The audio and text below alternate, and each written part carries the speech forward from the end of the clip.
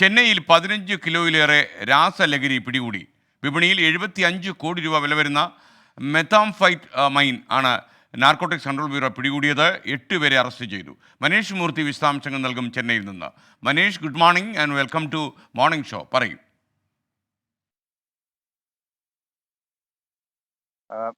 Good morning.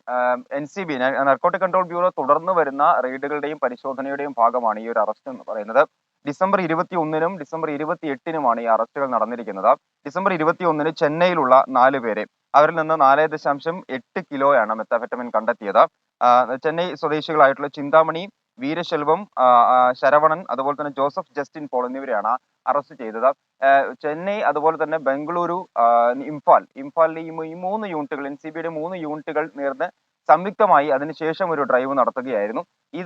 ഇതുമായി ബന്ധപ്പെട്ടാണ് ഇംഫാലിലെ മൊറയിൽ വെച്ച് 3 പേരെ കൂടി അറസ്റ്റ് ചെയ്യുന്നത്. കലൈമണി, റീന, അതുപോലെ തന്നെ റോഷൻ കുമാർ എന്ന രവി, അങ്ങനെ 4 പേരെ കൂടി അവിടെ നിന്നും അറസ്റ്റ് ചെയ്യുന്നു. അങ്ങനെയാണ് 8 പേരെ ഇപ്പോൾ അറസ്റ്റ് ചെയ്തിരിക്കുന്നത്. ഇവരിൽ നിന്നാണ് 11 കിലോ മെത്താഫെറ്റമിൻ കണ്ടെത്തുകയും ചെയ്തിരുന്നത്. ഇത് വിവിധ സംസ്ഥാനങ്ങളിൽ നിന്നും ഈ വഴി, അതായത് ചെന്നൈ വഴി ശ്രീലങ്കയിലേക്ക് കടത്താൻ വേണ്ടി കൊണ്ടുവന്നതായിരുന്നു മെത്താഫെറ്റമിൻ എന്നുള്ളതാണ് മനസ്സിലായി. വലിയ ശൃംഖല തന്നെയാണ്.